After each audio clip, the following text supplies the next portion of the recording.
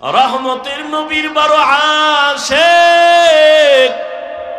একদিন রাস্তায় হাঁটে আর ঘুরে আর কয় না ফাকা হানজালা, না ফাকা হানজালা, আমি হানজালা মুনাফিক হয়ে গেছি, মুনাফিক। ঘুরতে ঘুরতে দেখা ওমরের সাথে। এই হানজালা, কি চিল্লাও কেন? আমি মুনাফিক হয়ে গেছি। কয় কেন? কয় আমি নবীর কাছে যখন থাকি তখন আমার অন্তর এমন যে আমি আর কোন দুনিয়ায় নাই, এখন আমি আমার মালিকের নজরে বসে আছি, দরবারে রিসালাতের সামনে আছি। এখন আমার ছেলের চিন্তা নাই, মেয়ের চিন্তা নাই, বাড়ির চিন্তা নাই, গাড়ির চিন্তা নাই, টাকার চিন্তা নাই, ক্ষমতার চিন্তা নাই। এখন আমার চিন্তা আমি একজনারে পাইছি, আমার নবী। আমি ওই নবীর হাত ধরে আমার মালিকের একটু কেমনে দেখবো, যেই নবীর চেহারা এত সুন্দর, একটা নজর নবীর চেহারা দিয়ে তাকাইলে পেটের ক্ষুধা থাকে না। মায়ার নবী এত সুন্দর, আমার মাওলায়ের এত সুন্দর কইরা বানাইছেন, ওই মালিক আমার আল্লাহ না জানি কত সুন্দর। এত সুন্দর আসমান যিনি বানাইছেন তিনি কত সুন্দর, এত সুন্দর কণ্ঠ যিনি দান করছেন তিনি না জানি কত সুন্দর, এত সুন্দর রঙের ফুল বাগান সাজাইছেন তিনি কত সুন্দর। ওরে যারা মাওলার আশিক ওরা ভাবে আর খুঁজে আমার মালিক, আমার আল্লাহরে আমি তো এখনো পাইলাম না। ফুলের ঘেরান পাইলাম, কে বানাইলেন তারে তো পাইলাম না। ওরে আল্লাহর মোহাব্বত যার অন্তরে জমা হয়ে গেছে, সে একবার আমার মাওলারে দেখার জন্য পাগল। হানজালা বলে আমি নবীর দরবারে থাকলে আমার অন্তর থাকে একরকম, আমি নবীর দরবারের বাইরে গেলে তখন আবার অন্তর দুনিয়ামুখী হয়ে যায়। আমার ছেলে, আমার বাড়ি, আমার গাড়ি, আমার টাকা, আমার পয়সা, আমার ক্ষমতা, আমার চেয়ার, এই সব আমার অন্তরে আইসা জমা হয়, আমি মুনাফিক হয়ে গেছি। ওমর কয় তো এই অবস্থা তো আমারও হয়। নবীর দরবারে থাকলে দুনিয়ার কোনো চিন্তা নাই, আবার যখন নবীর দরবার থেকে বাইর হইয়া যায় তখন আবার দুনিয়া আমারে পেয়ে ফেলে, দুনিয়া দুনিয়া আমাকে গ্রাস করে ফেলে, দুনিয়ার চিন্তা, ছেলের চিন্তা, মেয়ের চিন্তা আমাকে গ্রাস করে ফেলে। এবার কথা চলো নবীর দরবারে চলো, সমাধান নেই। দোনোজনে যায়, মুনাফিক হয়ে গেছে। ওমরও কয় আমি মুনাফিক হয়ে গেছি, হানজালাও কয় আমি মুনাফিক হয়ে গেছি। হঠাৎ আবু বকর সিদ্দিক রাদিয়াল্লাহু তাআলা আনহুর সামনে দাঁড়ানো। এই ওমর তুমি চিল্লাও কেন? কয় মুনাফিক হয়ে গেছি। হানজালাও কয় মুনাফিক হয়ে গেছি। কারণটা কি? বলে এই কারণ, নবীজির দরবারে যখন থাকি মনে হয় যেন দুনিয়াতে আমার আর কিছু নাই, নবী আমার কলিজা। আমি নবীর হাত লাগাই আমার মালিক আল্লাহর সঙ্গে মোলাকাত করব। কিন্তু নবীর দরওয়াজা থেকে বের হইলে তখন আবার ঢুইকে যায় ছেলে, মেয়ে, স্ত্রী, পরিবার, দুনিয়ার চিন্তা।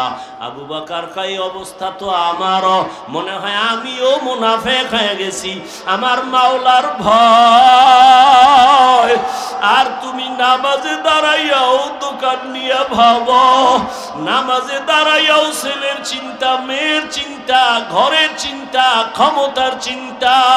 ওরে আবু বকর, নবীর দরবার থেকে বের হইলে দুনিয়া, নবীর দরবারে থাকলে দুনিয়ার চিন্তা নাই, এরপরও ভয়, কান্নার আওয়াজ। আর তোমার আমার তো নামাজের মধ্যেও দুনিয়া ঢুকানো, জিকিরের মধ্যেও দুনিয়া ঢুকানো। তোমার আমার চোখে পানিও নাই, কোনো আফসোসও নাই রে বাবা।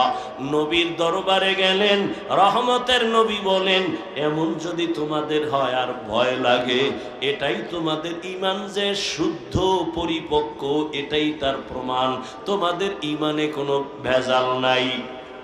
রহমতের নবী ইস্তেনজায় ঢুকছেন। ইস্তেনজা চিনেননি? এও তো অনেকে চিনি, বাংলায় খাওয়া লাগবো না। রহমতের নবী হাজত ছাড়তে ঢুকলেন, বাথরুমে গেলেন, নবী বাথরুম থেকে বের হইয়া দ্রুত তায়াম্মুম করতেছেন, মাটি দিয়া কি করেন? তায়াম্মুম করতেছেন রহমতের নবী। সাহাবী ডাক দিয়া বলেন, ইয়া রাসূলুল্লাহ, ওই যে পানি দেখা যায়, পানি দেখলে তো তায়াম্মুমের আর দরকার কি? ওখানে যাইয়া ওযু করে নিবেন। রহমতের নবী বলে, রে সাহাবী, আমি যে বাথরুম থেকে বের হইছি ওই পানি পর্যন্ত যাওয়ার আমার কোনো গ্যারান্টি নাই। আমি এই জন্য তাড়াতাড়ি ওযু বানাবো, পানি পাবো, তারপরে ওযু বানাবো। ওই পর্যন্ত পৌঁছতে পারবো কিনা গ্যারান্টি নাই। এর মধ্যে না জানি আবার আজরাইল এসে হাজির হয়ে যায়।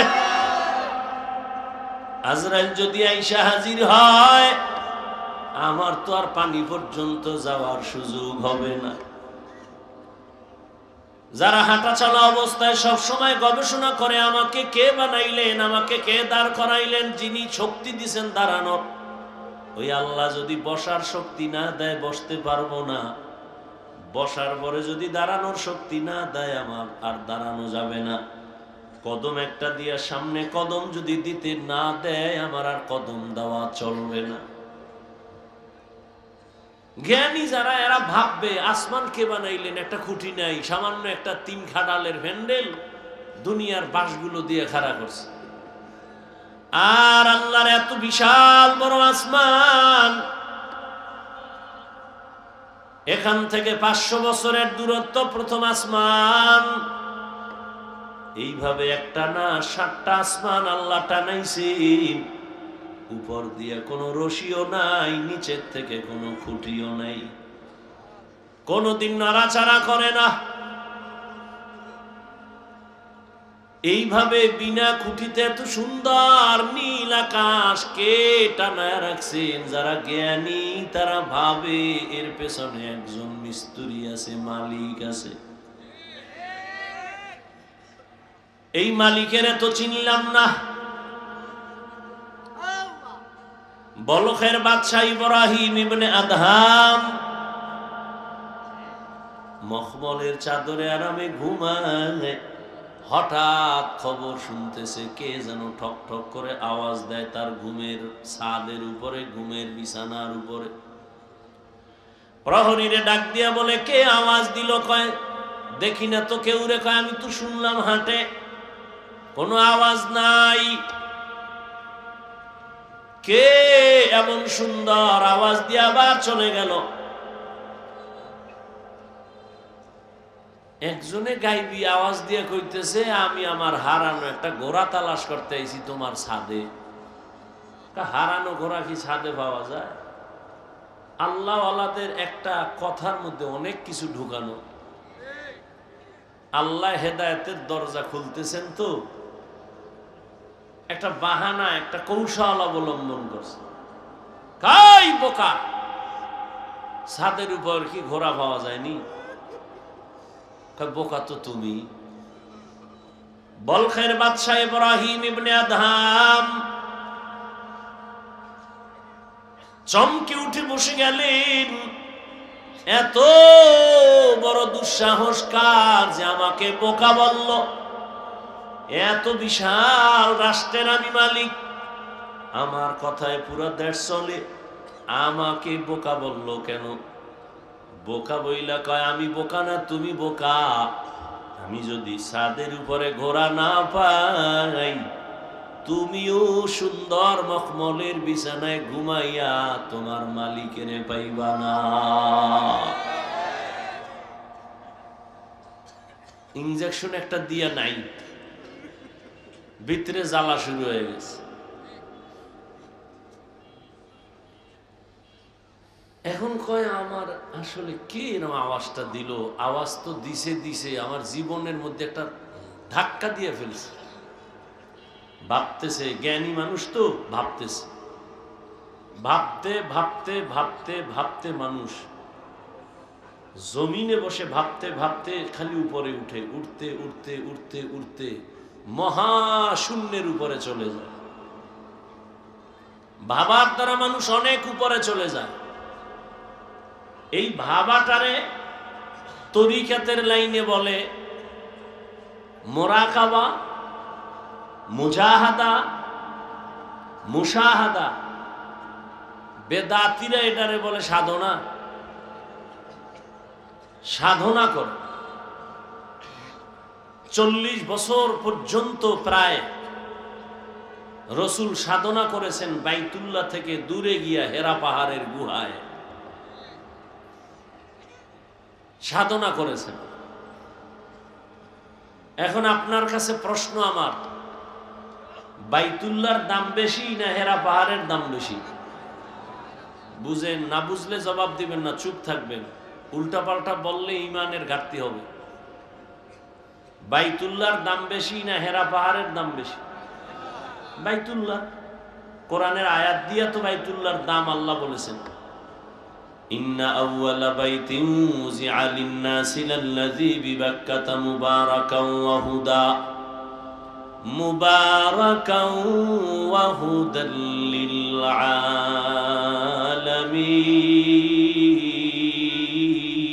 আলামিন। আল্লাহ বলেন, আমি জমিনটা বানাইয়া কোনো কিছুই বানাই না, একটা ঘর বানাইছি বাইতুল্লাহ। মক্কা নগরীর মধ্যে ঘর আমি আল্লাহ হেদায়াতের জন্য বানাইছি, ইবাদতের জন্য বানাইছি। এই ঘর হেদায়াতের ঘর, এটা এমন এক দামি ঘর যেই ঘরের দিকে শুধু তাকায় থাকবে অনবরত সওয়াব লেখা হবে। এটা এমন একটা ঘর, আপনাদের ফতুল্লাহ এলাকায় মসজিদগুলো কার ঘর? জমিনের সব মসজিদগুলো আমার আল্লাহর ঘর, তবে বাইতুল্লাহর মতো একটার মর্যাদা নাই। বলে কেমন মর্যাদা? বলে বাইতুল্লাহর এরিয়ার মধ্যে কোনো আশিক যদি একবার বলে লাব্বাইক, 1,00,000 বার লাব্বাইক বলার সওয়াব আল্লাহ দান করবে। বাইতুল্লাহর এরিয়ার মধ্যে বসে যদি একবার বলে আল্লাহ, 1,00,000 বার আল্লাহ বলার সওয়াব বান্দা পেয়ে যাবে। বাইতুল্লাহর এরিয়ার মধ্যে যদি একটা সেজদা করে আশিক, একটা সেজদার বরকতে 1,00,000 সেজদার সওয়াব পেয়ে যাবে। এরকম সওয়াব আর কোন মসজিদে আছে? এই পরিমাণ নাই। মদিনার মসজিদে আছে, নববী, মসজিদে নববী। বাইতুল মাকদিসের মধ্যেও বড় সওয়াব, কিন্তু বাইতুল্লাহর সমান না।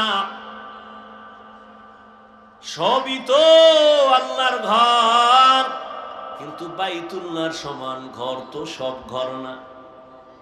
ফতুল্লাহর এই মাঠে সবাই তো মানুষ, কিন্তু সবাই আল্লাহর আদালতে জ্ঞানী মানুষ না। আল্লাহর আদালতে জ্ঞানী হওয়ার জন্য মেট্রিক IABA পাস করা লাগে না, মাওলানা মুফতি হওয়া লাগে না, পীর হওয়া লাগে না। আমার মাওলার আদালতে জ্ঞানী হওয়ার জন্য আমার মাওলারে চিনা লাগে, আমার মাওলার সাথে গভীর সম্পর্ক করা লাগবে। এরে যুবক, বয়ান তো তুমিও কম জানো না। নামাজ পড়া ফরজ, পর্দা করা ফরজ, মা বাবার খেদমত করা ফরজ, সবই তো জানো, করো না কেন? মিথ্যা বলা হারাম, গালি দেওয়া হারাম, গীবত করা হারাম, নামাজ ছাড়া হারাম, বেপরদায় চলা হারাম, নাচ দেখা হারাম, গান শোনাও হারাম, কাউকে হত্যা করা হারাম, চুরি করা হারাম, দুর্নীতি করা হারাম, জুলুম করা হারাম। সব এখানে এমন একটা মানুষ নেই যে জানে না। এরপরেও কেন করো না? তুমিও মুসলমান, আমিও মুসলমান। তোমার আল্লাহ আমার আল্লাহ এক, তোমার নবী আমার নবী এক, তোমার কাবা আমার কাবা এক, তোমার আমার কোরআন এক, তোমার আমার কালেমা এক, ধর্ম এক। অথচ তোমারে পাও ধইরা ধইরা আল্লাহর বান্দা উলামায়ে কেরামরা বুঝাইতেছেন। তাবলীগ ওয়ালাদের মেহনত, পীর সাহেবদের মেহনত, উলামায়ে কেরাম, খতিব সাহেবদের মেহনত, পাও ধরে ধরে তোমারে বুঝায়। এরপরও কেন বান্দা তুমি নামাজ পড়ো না? কেন তুমি পর্দা করো না? হালাল ভাবে চলো না? এর একটাই মাত্র কারণ, তুমি কারে সেজদা দিবা তার প্রতি তোমার মায়া এখনো হয় নাই। আর মায়া না হওয়ার কারণ, তাকে এখনো তুমি চিনো না। আমি টুপি খুলতে চাই না, লজ্জা। আর তুমি কেমন মুসলমান যে টুপি মাথায় দিতে চাও না, লজ্জা। আমি দাড়ি কাটতে চাই না, লজ্জা। তুমি কেমন মুসলমান দাড়ি রাখতে চাও না, লজ্জা। আমি মসজিদে না ঢুকলে লজ্জা পাই, তুমি মসজিদে ঢুকতে গেলে লজ্জা পাও। আমি পর্দা না করলে লজ্জা পাই, তুমি পর্দা করতে গেলে লজ্জা পাও। ওরে আমি মতো একটা মানুষ, আমি তো তোমার মতো রাত কাটাই, দিন কাটাই, 3 বেলা খাই। ও আল্লাহর বান্দারা, এই জমিনের হাওয়া বাতাস সূর্যের আলোতে তুমিও বড় হয়েছো, আমিও হয়েছি। ও আল্লাহর বান্দা বলো, আল্লাহ আকল দিছে, একটু আগেও বলছি কুকুর শুয়ারের দেয় না, মানুষের দিছে, একটু বলো তোমরা নবীর তরিকা আল্লাহরে বাদ দিয়া বলো কত উপরে উঠছো। আর আমরা যারা নবীর মহব্বতে আল্লাহ পাওয়ার জন্য দাড়ি রাখলাম, টুপি পরলাম, নামাজ পড়ি, পর্দা করি, হালাল খাই, বুঝাবার জন্য বলি, অহংকারী করি না রে বাবা। বলো আমরা কত নিচে নামছি। তুমি বলতে পারবা না, সেই শক্তি তোমার জবানে নাই, অন্তরে নাই। আমি বলি শুনো, কেউ কাঁদতেছে পাইয়াও সব হারাইছি, আর একদল কান্দে পাইয়াও পাই না। চেয়ারম্যানের চেয়ারের মেয়াদ শেষ। আর যারা নবীর আদর্শ নিয়ে আসিলাম, আগে যেমন আছি এখনো আছি, সামনে এমনই থাকবে, কোনো চিন্তাই নাই। চেয়ারম্যানের চেয়ারের মেয়াদ শেষ। আর নবীর আদর্শওয়ালা টুপিওয়ালা ওলামায়ে কেরামের কোনো মেয়াদি নাই, শেষ হবে আবার কি। এই সম্মানকে দিছেন, টাকা দিয়া সম্মান কিনলে ফুলের মালার পরে আবার জুতার মালা। আর আমার মাওলায় যারে সম্মান দেয়, ওই বান্দার সম্মানে দুনিয়াতেও বাদশাহ, পরকালেও বাদশাহ। হে খোদা দয়াময় রব্বুল আলামিন,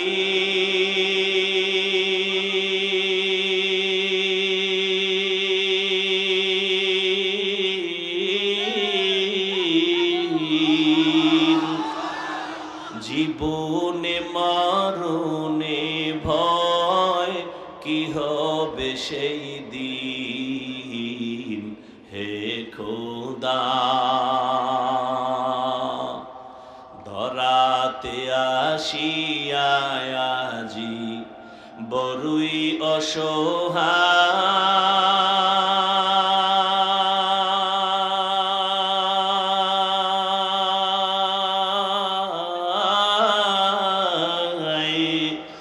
ইহকালের মায়া জালে অন্ধ যে সবাই। দাও হেদায়াত মুক্তি দাতা গফুরুর রহিম।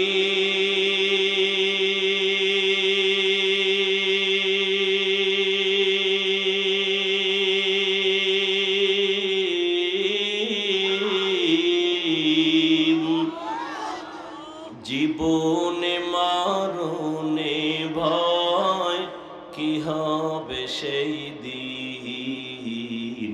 হে খোদা,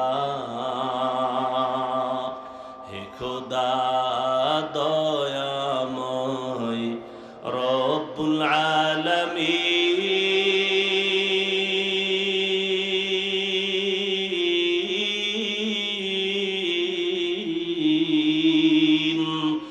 জীবনে মরণে ভয় কি হবে সেই দিন। হে খোদা, এই চিন্তা করতে করতে আবু বকর জীবন কাটায় দিলেন। মরণে আমার কি উপায় হবে। পরশুদিন হাদিস দেখলাম, চোখের সামনে দেখো লাশ আর লাশ। জানাজা পড়লি, লাশ কবরে দাফন করলি, এরপর নিজের লাশের চিন্তা করলি না। কত মা সন্তান হারায় কাঁদে, আমারে কে আম্মু বলে আর ডাক দিবে। মা সন্তান হারায় কাঁদে, আমি কাকে আম্মু বলে ডাক দিব। এরে আল্লাহর বান্দা, ভাই ভাই হারায় কান্না করতেছে, স্ত্রী স্বামী হারায় কাঁদে, স্বামী স্ত্রী হারায় কাঁদে। ও আল্লাহর বান্দা, এই কান্না তো তুমি কাঁদো না, তবে লেখা রাখো তোমার ঘরেও কিন্তু কান্না আসতেছে। এমন কান্না শুরু হবে আর কান্না শেষ হবে না। ও আল্লাহর বান্দারা, এত বয়ান জানো শুনো, এরপরও কেন মানো না রে বাবা? এর একমাত্র কারণ, আমার মালিকের দরবারে যে যাওয়া লাগবে, দাঁড়ানো লাগবে, হিসাব দেওয়া লাগবে, সে চিন্তাই নাই। এই চিন্তায় যারে ধইরা ফেলাইছি, ওই বান্দার দিকে তাকাইলি দেখবা চোখের কোঠায় পানি। কিও ভাই, তোমার চোখে পানি কেন? বলে আমি মালিকের আদালতে কেমনে দাঁড়াইয়া জবাব দিব। রহমতের নবী আম্মা জান আয়েশার হুজুরায় ঘুমায়, হঠাৎ নবী বলেন, আমি যদি ঘুমাই, আমার চোখ বন্ধ থাকলে আমার অন্তর ঘুমায় না। হঠাৎ আমি কানের মধ্যে শুনি, কে জানো আমার মাথার পার্শ্বে মসজিদে নববীতে কান্না করে রাতের গভীর। আমি উঠলাম, উঠা আমি বের হইয়া তাকায় দেখি রাতের গভীরে নামাজে দাঁড়ায়া কে কান্না করে, দুনিয়ার কোন সাধারণ কেউ না, আমার কলিজার সাহাবী, জান্নাতের 1 নাম্বার সার্টিফিকেটধারী সাহাবী আবু বকর নামাজে দাঁড়ায়া দাঁড়ায়া কান্না করতেছি। আমি নবী পেছনে অপেক্ষা করতেছিলাম। নামাজে জিজ্ঞাসা করলাম, ও আবু বকর, আপনি নামাজে দাঁড়ায় কান্না করেন কেন? আবু বকর বলেন, ইয়া রাসূলুল্লাহ, আমি আল্লাহর আদালতে কেমনে দাঁড়াবো সেই ভয়। হর কে দারদ খৌফে হক দর দিল মদগম, জান্নাতুল মাওয়া দেহদ রামাকাম, জুজবা হকচি জে মখাজ ইনসুজা ফজলে উআ মস্তে দর জুমলা জাহা। এই আল্লাহর ভয়, আল্লাহর আদালতে দাঁড়ায় হিসাব দেওয়ার ভয়টা অন্তরে ঢুকানোর জন্য লাগবে একজন আল্লাহওয়ালার নেক নজর। এজন্য আল্লাহ বলেন, ইয়া আইয়ুহাল্লাযীনা আমানুত্তাকুল্লাহা হাক্কা তুকাতি, ও মুমিনেরা আল্লাহকে ভয় করো হক আদায় করে। ওয়ালা তামুতুন্না ইল্লা ওয়া আনতুম মুসলিমুন।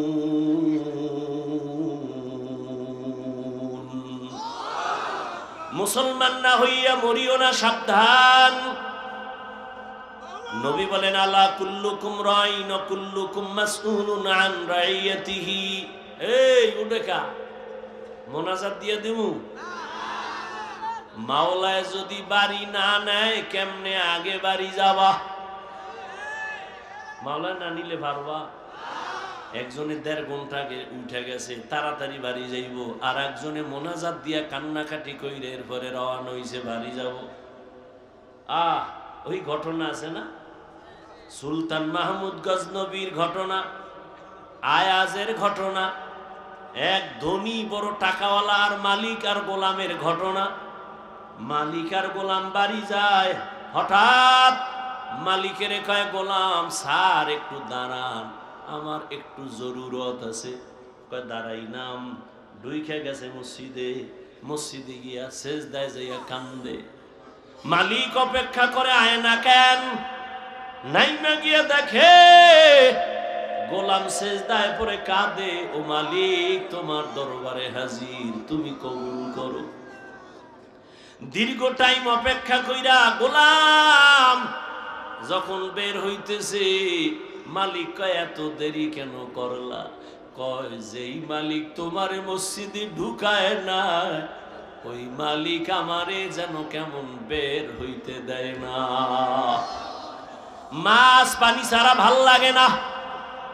মাছ পানি পাইলে মনে করে আমার জীবন।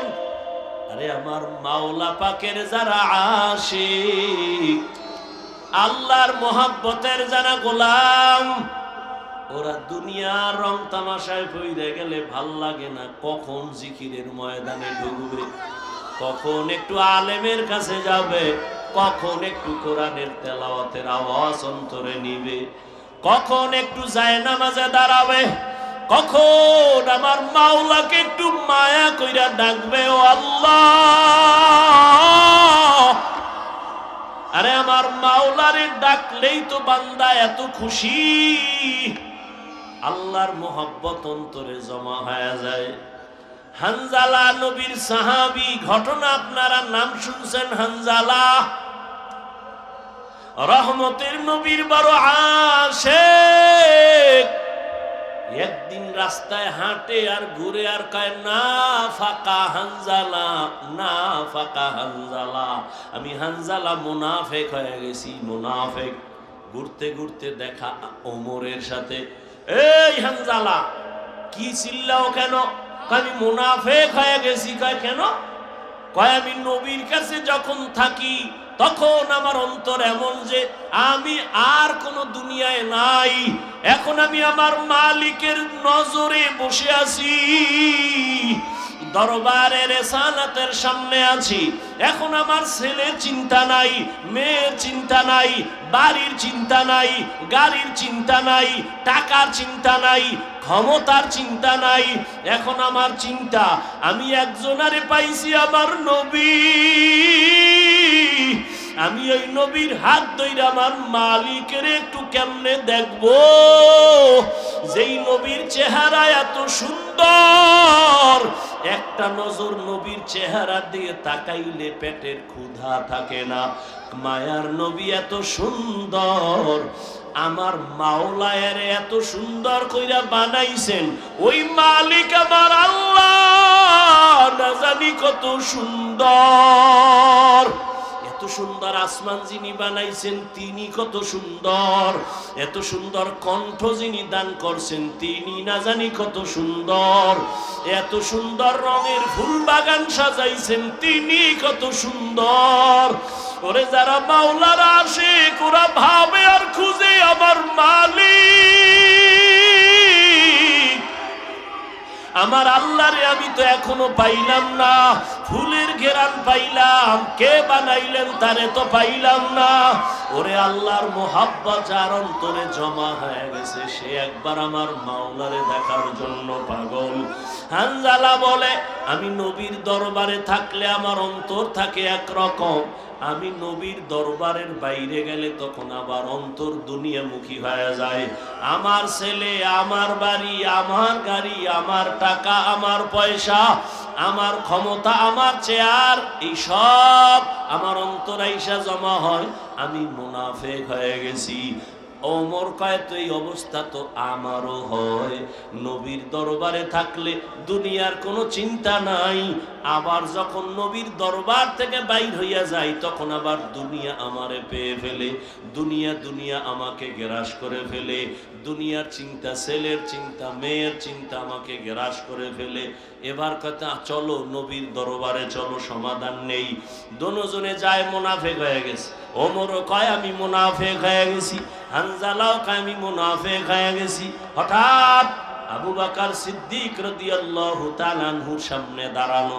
এই ওমর, তুমি চিল্লাও কেন? কয় মুনাফিক হয়ে গেছি। হানজালাও কয় মুনাফিক হয়ে গেছি। কারণটা কি? বলে এই কারণ, নবীজির দরবারে যখন থাকি মনে হয় যেন দুনিয়াতে আমার আর কিছু নাই, নবী আমার কলিজা, আমি নবীর হাত লাগাই আমার মালিক আল্লাহর সঙ্গে মোলাকাত করব। কিন্তু নবীর দরওয়াজা থেকে বের হইলে তখন আবার ঢুইকা যায় ছেলে, মেয়ে, স্ত্রী, পরিবার, দুনিয়ার চিন্তা। আবু বকর কয়, অবস্থা তো আমারও, মনে হয় আমিও মুনাফিক হয়ে গেছি।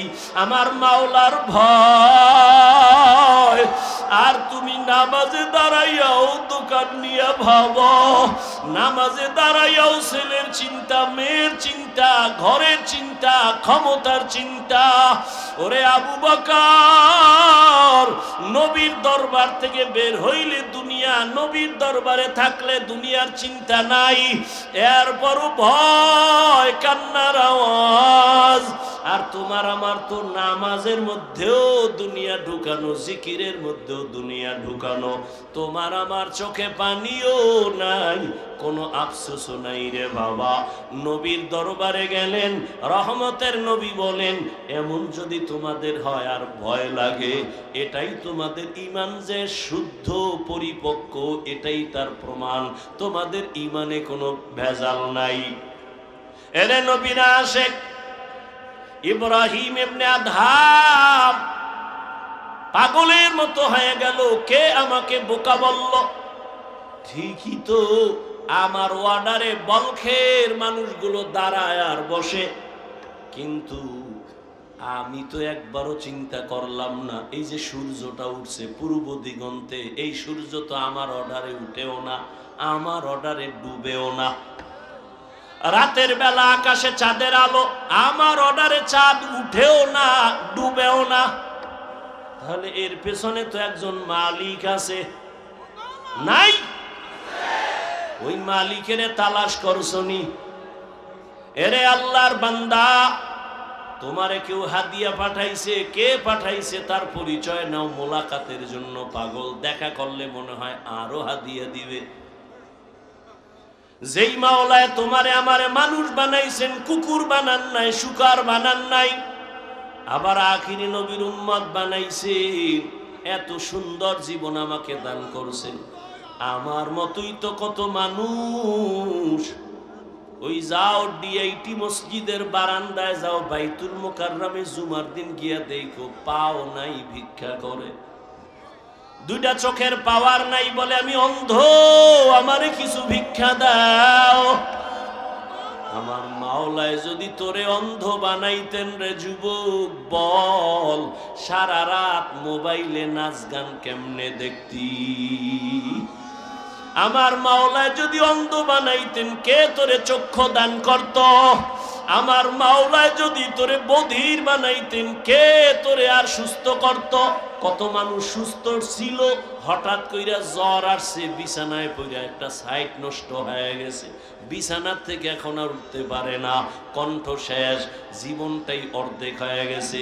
এখন ছেলেও ভালো জানে না, মেয়েও ভালো জানে না। ও আমার ফতুল্লাহ এলাকার মুসলমান বাবারা, ও বৃদ্ধ বাবাজি, ও যুবক, একটু চিন্তা করো বাবা, আমরা নবীর আদর্শ মানতে গিয়া কই আমগো তো না খাইয়া কেউ মরি নাই, সম্মান কমে নাই। আমি তোমাকে বলি না আমগো মতো হুজুর হয়ে যাও, একবারও বলি না রে বাবা। বরং তুমি স্কুলে পড়ো আলহামদুলিল্লাহ, কলেজে পড়ো, চাকরি করো, ব্যবসা করো আলহামদুলিল্লাহ, তবে ওখানে থাইকেই তুমি আমার মালিকের সাথে একটা লাইন লাগাও, ওখানে থাইকা নামাজের সেজদা দাও। চাকরি করিয়াও কি তোমার মতো নামাজি নাই? ব্যবসা করে নামাজ ছাড়ে না এরকম জেনারেল লাইনের মানুষ কি নাই? তোমার মতো যুবক রাস্তায় গাড়ি চালায়, এক বেলার নামাজও ছাড়ে না, দাড়িও কাটে না। বলো বাবা তুমি কেন পারো না? তোমার মতো কত যুবক নদীর মধ্যে মাছ ধরে, নামাজ ছাড়ে না, বলো তুমি কেন পারো না? তোমার মতো যুবক স্কুল কলেজে পড়িয়াও নামাজ ছাড়ে না, বলো তুমি কেন পারো না? আসলে কি তোমার কপাল পুড়িয়া গেছে, নাকি কোরআন হাদিস মিথ্যা মনে করেছো? যদি বলো হ্যাঁ, তো একটা ভুল কোরআন থেকে বের করে দাও, আমিও দাড়িটা কেটে ফেলি, নামাজ বন্ধ করে দেই।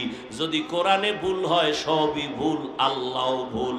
আর যদি বলো না আল্লাহর কোরআন সত্য, তো আল্লাহ আছেন সত্য, গুনাহ নিয়ে কবরে গেলে আযাব হবে তাও সত্য, নেক আমল নিয়ে যদি যাও জান্নাত পাইবা তাও সত্য।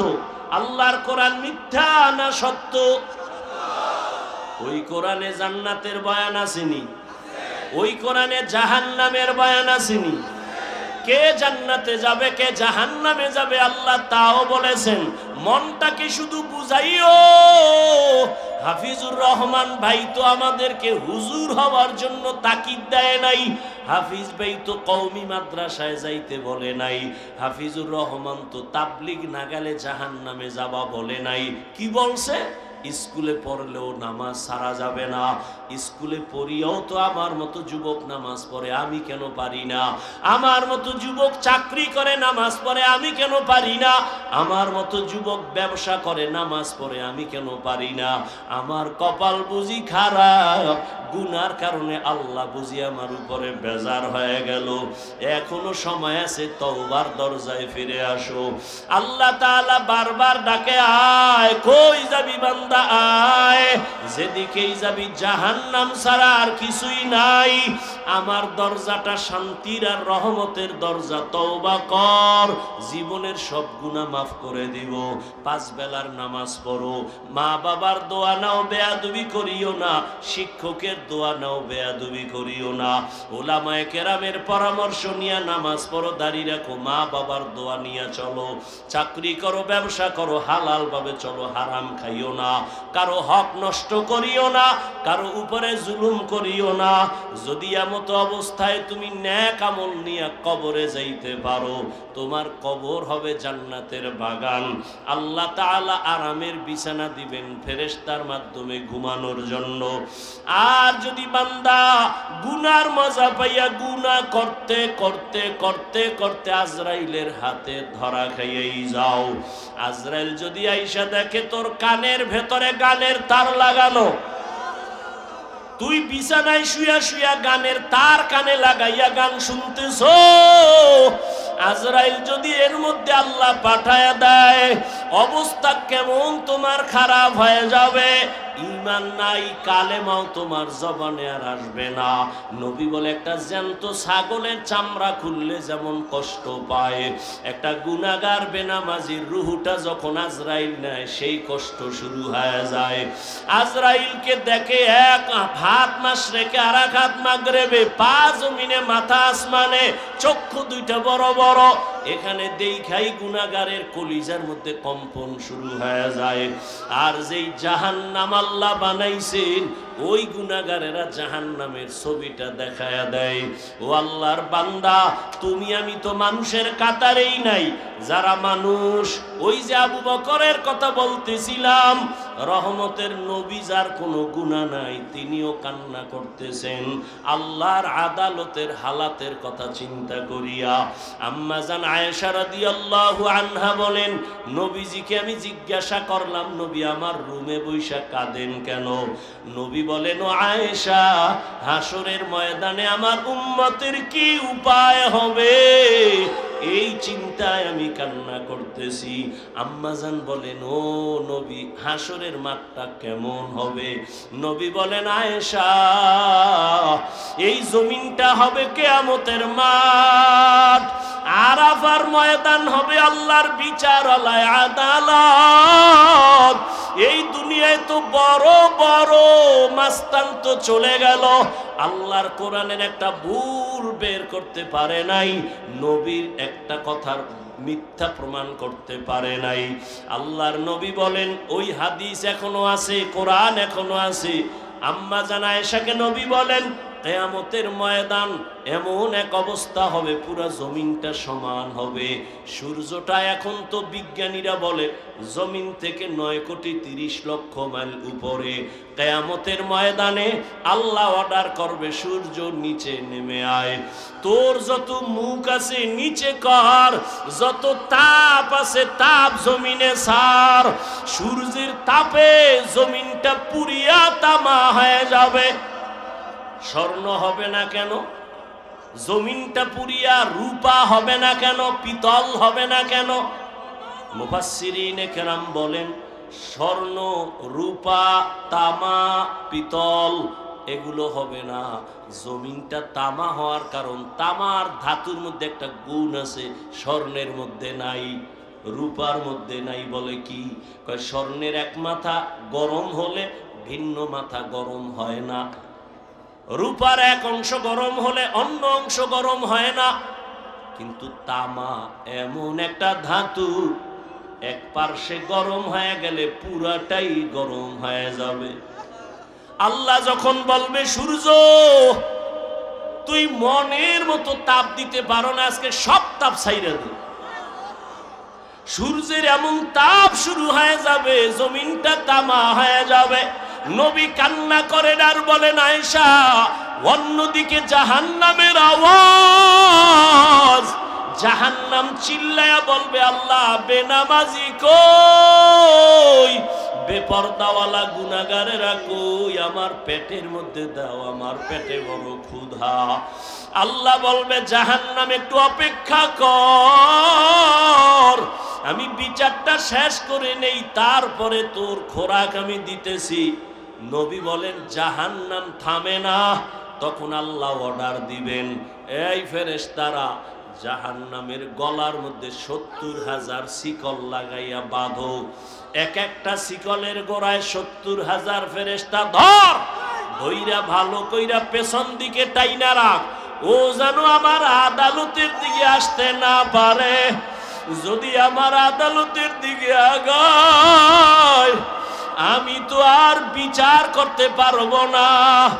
জাহান্নামের আগুন এই মানুষগুলোকে পেটের মধ্যে নিয়ে নিবে। আল্লাহর অর্ডারে ফেরেশতারা জাহান্নামের গলায় শিকল লাগাইয়া 70,000 কইরা এক একটা শিকলের গোড়ায় জাহান্নামের ধরবে, ধইরা রাখতে পারবে না। এত চিল্লানি দিয়া বলবে আল্লাহ বেনামাজি গুনাহগার আমার খোরাকগুলো দাও, ক্ষুধা। আল্লাহ পাক নবী বলেন আল্লাহর ফেরেশতারা যখন ধরে রাখতে পারবে না, তখন আমি মুহাম্মদের অন্তরে বড় মায়া, আমি সাথে সাথে সিজদায় পড়ে বলবো আল্লাহ জাহান্নামের ফিরাও,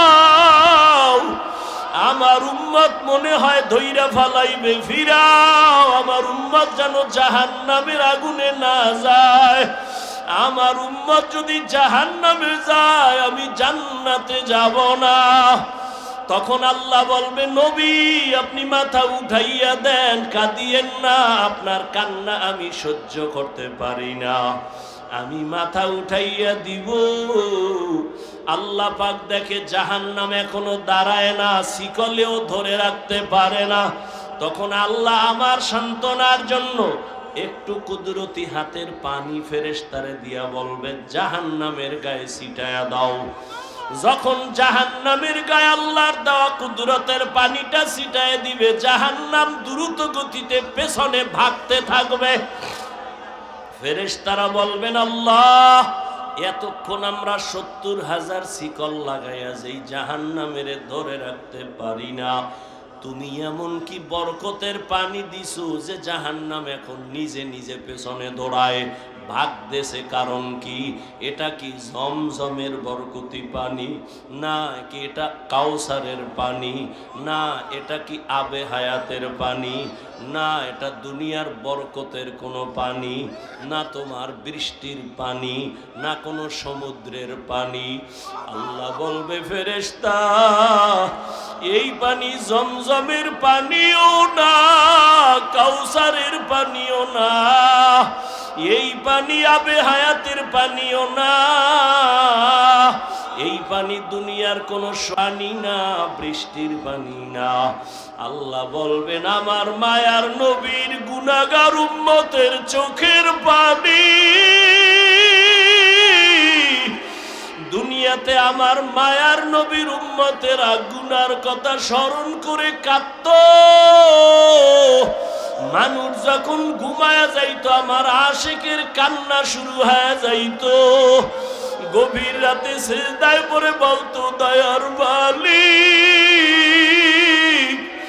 আমার মতো গুনাহগার এই জমিনে আর কেউ নাই, গুনার কারণে আমার হাত না পাক, আমার চোখ না পাক, আমার জিহ্বা না পাক, আমার অন্তর না পাক। আয় আল্লাহ তোমার দেওয়া সূর্যের আলো পানি বাতাস সব নেয়ামত খাইয়া তোমার নাফরমানি করেছি, আজ আমি গুনার কারণে মনে হয় আমার জাহান্নাম ছাড়া উপায় নাই। আমার গুনার খবর আমার মাও জানে না, বাবাও জানে না, ভাই বোন স্ত্রী পরিবারের কেউ জানে না। আমার গুনার খবর আমার মা বাবায় যদি জানতো, লাথি মেরে ঘর থেকে বের করে দিত।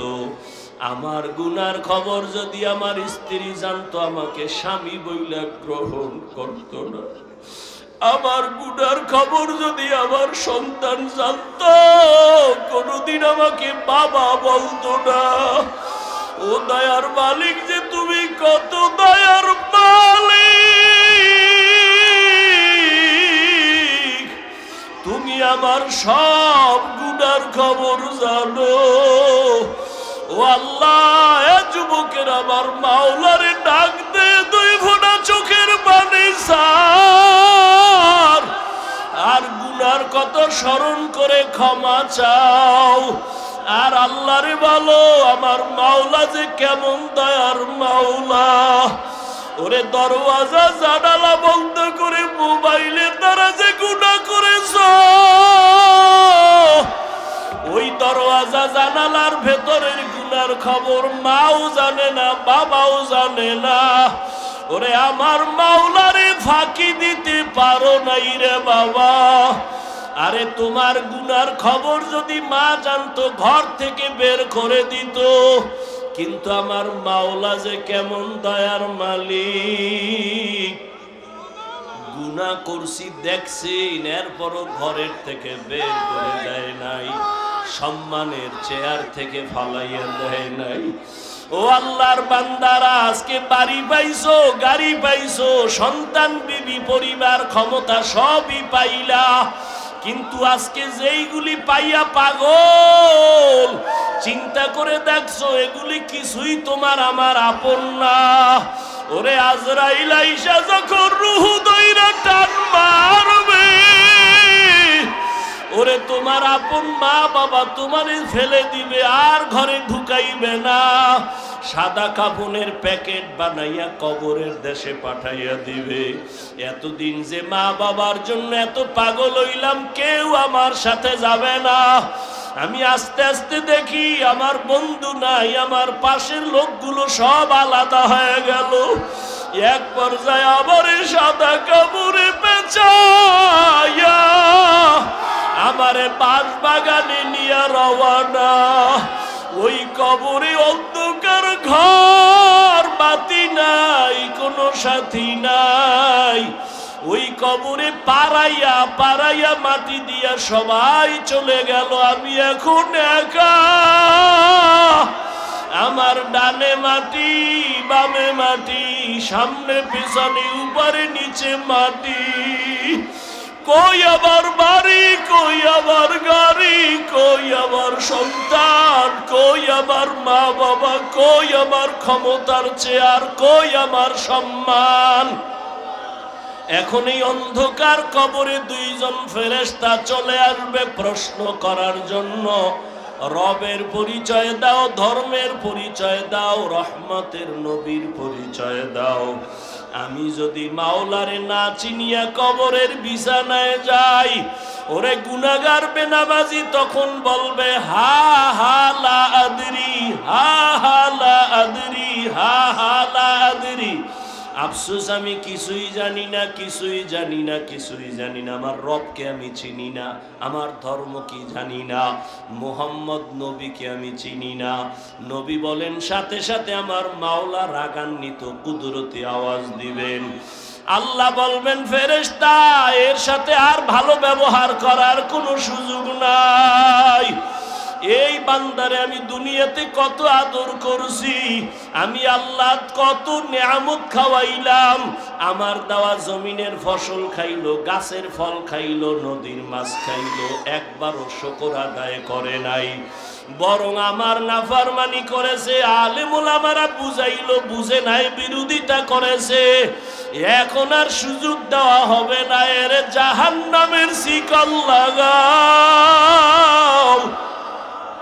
কবরের ভেতরে জাহান্নামের বিছানা দাও। আল্লাহ রাগান্বিত হয়ে বলবে, নাফরমানের ধর, কবরের ভেতরে জাহান্নামের আগুন লাগায় দাও।